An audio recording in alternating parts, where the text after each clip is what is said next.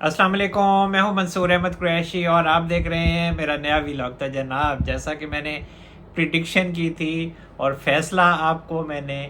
बता दिया था, इमरान खान साहब की जो ज़मानत की दरख्वास्तें थीं और 9 मुकदमात थे, और इस्लामाबाद हाई कोर्ट ने कल इमरान खान साहब की दरख्वास्त ज़मानत पर फ़ैसला सुनाना था और उन्होंने फ़ैसला सुना दिया। और मैंने आपको कहा था कि इमरान खान साहब की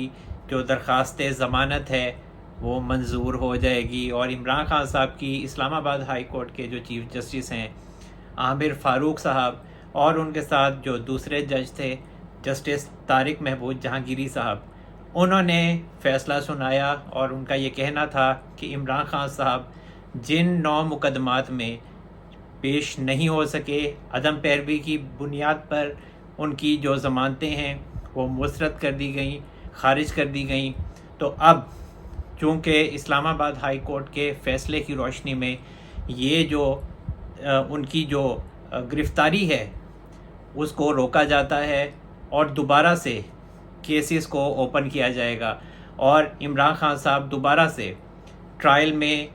पेश हो सकेंगे, और इनको गिरफ़्तार नहीं किया जाएगा जब तक मुतल्लिका अदालतें, जिनमें इज़दाद दहशत गर्दी की अदालत है और जो सेशन कोर्ट्स हैं, और इमरान खान साहब के ख़िलाफ़ जो केसेस हैं 9 मई के वाक़यात के हवाले से, जुडिशल कॉम्प्लेक्स पर हमले के हवाले से, इसके अलावा तोशा खाना में जालसाजी का जो केस है, जो घड़ी की जाली रसीदें बनवाई थी, उस हवाले से केस है। तो इन केसेस में जब तक कोई हतमी फ़ैसला ट्रायल कोर्ट से नहीं आ जाता, उस वक्त तक इमरान खान साहब को गिरफ़्तार नहीं किया जाएगा। और इमरान खान साहब को अगर अदालतें बुलाती हैं तो वो उस पे वो पैरवी करें, और उसके बाद फिर अदालतें जो हैं वो फ़ैसला करें। और मैंने आपको ये बात बताई थी कि इमरान खान साहब का ये जो एक्ट है, इनके हवाले से जो फ़ैसला दिया गया है, ये एक बैलेंसिंग एक्ट हो सकता है, और जो साइफ़र केस है उसमें इमरान खान साहब की ज़मानत नहीं होगी। और पिछला जो व्लॉग था उसमें मैंने यही थंबनेल बनाया था कि इमरान खान साहब की ज़मानत मुमकिन लेकिन रिहाई नामुमकिन। और फिर इमरान खान साहब के हवाले से कल इस्लामाबाद हाई कोर्ट के चीफ जस्टिस आमिर फ़ारूक साहब ने साइफ़र केस में उनकी जो दरख्वास्त ज़मानत थी उस पर भी समाअत की, और एज़ यूजुअल उस पर कोई फ़ैसला उन्होंने नहीं सुनाया। और मैंने आपको यही बताया था कि इमरान खान साहब की जो दरख्वास्त ज़मानत है साइफ़र केस में वो मंजूर नहीं होगी। और इमरान खान साहब के जो वकला हैं उन्होंने ये दरख्वास्त ज़मानत दायर की थी, लेकिन जो FIA के प्रोसिक्यूटर्स हैं उन्होंने बीच में रंग में भंग डाल दिया, और दरख्वास्त ज़मानत पर उन्होंने एक मुतफर्रिक दरख्वास्त दायर की थी इस्लामाबाद हाई कोर्ट में, जिसमें उनका कहना था कि इमरान खान साहब की जो दरख्वास्त है उसके ऊपर भी इन कैमरा समाअत की जाए। तो इसी वजह से ये मामला लटक गया, और जो चीफ जस्टिस आमिर फ़ारूक साहब हैं उन्होंने कल जो समाअत की उसमें वकला से दलाइल मांगे, और जो FIA के प्रोसिक्यूटर हैं उनसे पूछा क्या ऐसी नज़ीर है कि दरख्वास्त ज़मानत पर भी इन कैमरा समाअत हो अगर केस जो है वो ऑफिशियल सीक्रेट एक्ट के तहत चल रहा हो। तो उस पर FIA ने के जो प्रोसिक्यूटर थे उनका यही कहना था कि बिल्कुल, जब ऑफिशियल सीक्रेट एक्ट के तहत केस चलता है तो इन कैमरा ही समाअत होनी चाहिए। जिस पे जो चीफ जस्टिस आमिर फ़ारूक साहब हैं उन्होंने फ़ैसला फिर भी नहीं सुनाया और फ़ैसले को महफूज कर लिया। लेकिन दूसरी तरफ, जैसा कि मैंने आपको बार बार ये बताया था कि इमरान खान साहब का जो साइफ़र केस है और जो FIA है वो जैसे ही चालान ऑफिशियल सीक्रेट एक्ट की अदालत में पेश करेगी, उसके साथ ही जो ऑफिशियल सीक्रेट एक्ट की अदालत है वो ट्रायल शुरू कर देगी, और उसकी अदालत के जो जज हैं वो हैं अबुल हसनात जुल्करनैन साहब। और ऐसा ही हुआ है, कुछ दिन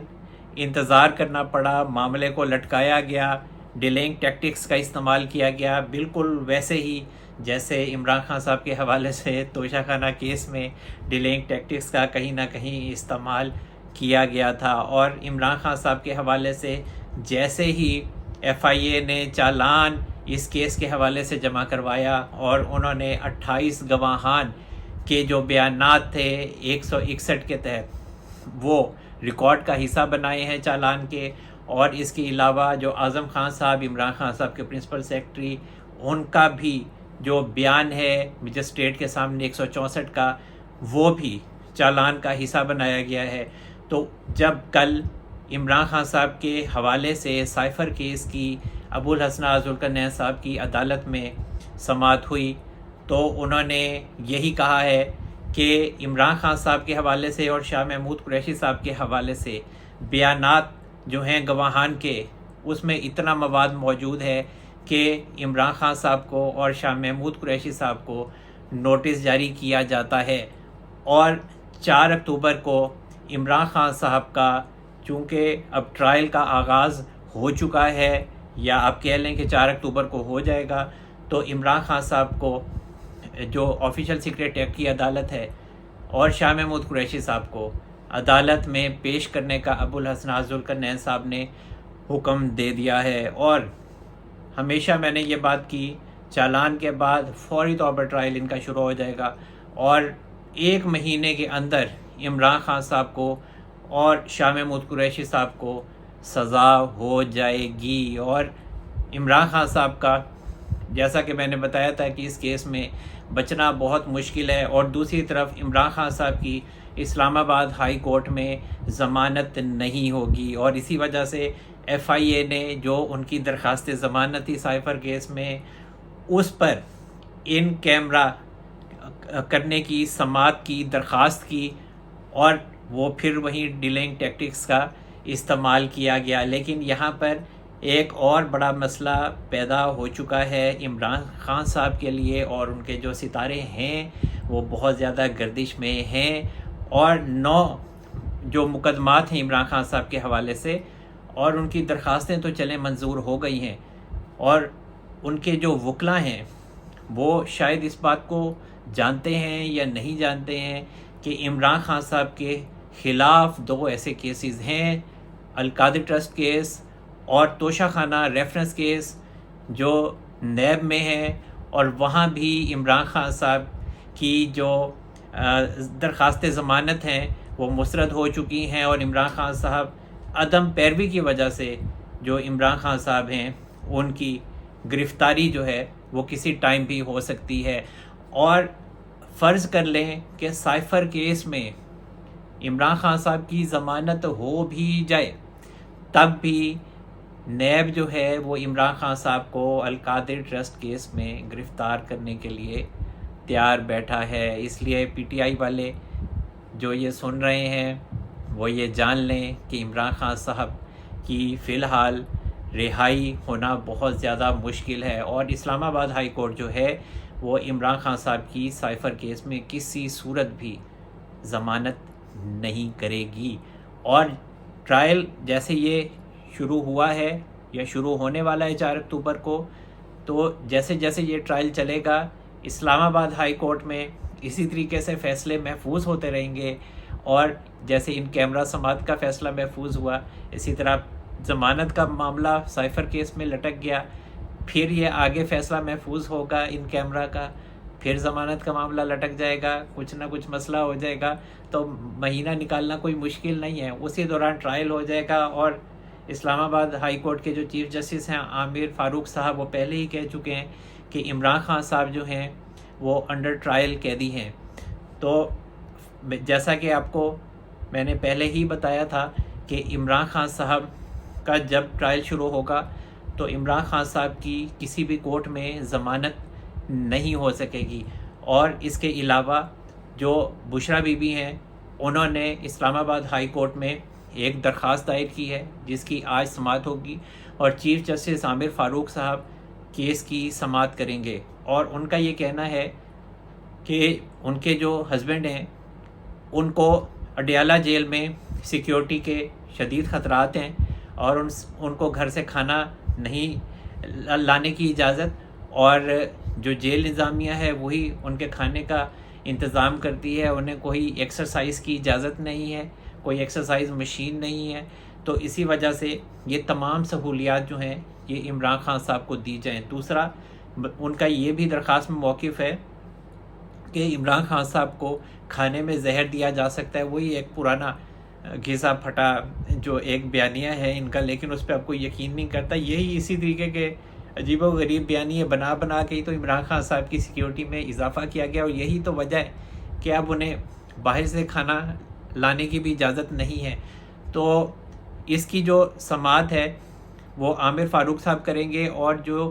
بشرا بی بی کے وکیل ہیں وہ لطیف کھوسا صاحب ہیں۔ اور ایک اور اہم خبر پہ بھی بات کر لیتے ہیں کہ جو بلاول بھٹو زرداری صاحب ہیں انہوں نے ایک اہم بیان دیا ہے۔ ان کا کہنا ہے کہ اگر کسی نے کرپشن کی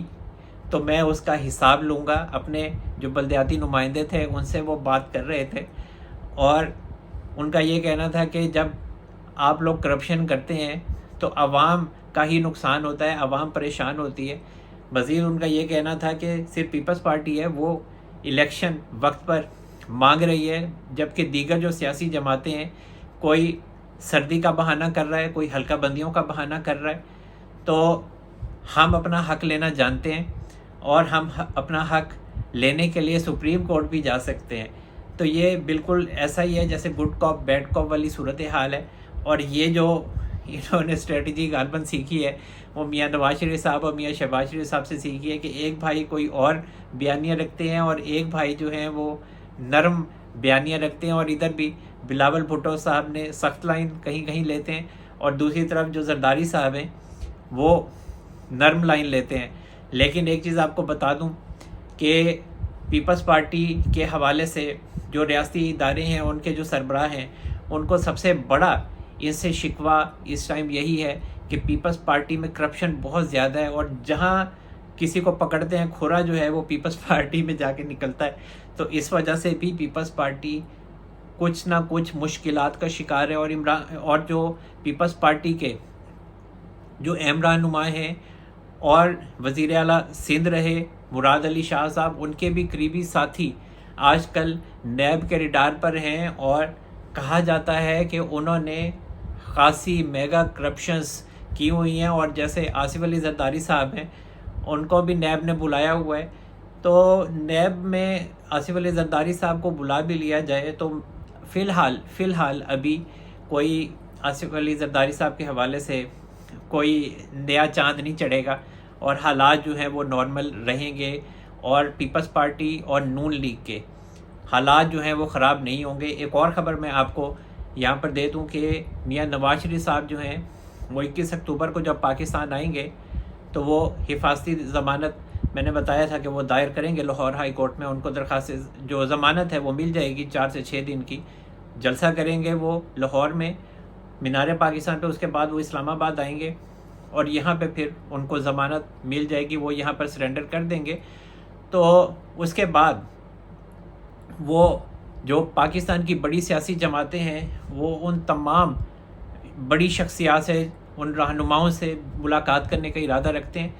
اور جو بلاول بھٹو زرداری ہیں ان کا بھی لاہور آنے کا پلان ہے اور پروگرام بنایا جا رہا ہے۔ تو آئندہ آنے والے دنوں میں میاں نواز شریف صاحب جو بڑی سیاسی جماعتیں ہیں ان کے سربراہان سے ایک بڑی اہم ملاقات کرنے جا رہے ہیں، اور اس کے علاوہ ایک بڑا اہم فیصلہ کیا گیا ہے army chief general Asim Munir صاحب کی طرف سے، اور انہوں نے ایک 2 ٹوک فیصلہ کیا ہے، اور ان کا کہنا ہے کہ اب کوئی بھی بارڈر پہ سمگلنگ کرتا ہوا پایا گیا تو اس کا پکڑ کے کورٹ مارشل کر دیا جائے گا۔ اور آپ کو پتہ ہے کہ ان کا اشارہ کس کی طرف ہے، اور میں نے ہمیشہ آپ کو یہ بات کی ہے کہ جب سے army chief general Asim Munir صاحب آئے ہیں انہوں نے سب سے پہلے احتساب جو ہے وہ اپنے گھر سے شروع کیا ہے، اور اس کے بعد پھر جو سول لوگ ہیں، جو سویلین اداروں کے افسران ہیں، ان کے خلاف کارروائی کی گئی ہے، اور وہ نیب نے کی ہے۔ تو اس کے علاوہ جو حوالہ ہنڈی کے کاروبار سے منسلک لوگ ہیں، اس کے علاوہ چینی سمگلنگ میں جو ملوث ہیں، ان کے خلاف بھی میگا جو کارروائی ہے وہ کی جا رہی ہے، اور ایف آئی اے جو ہے وہ ڈالر کی سمگلنگ، ڈالر کی سٹوریج پر بھی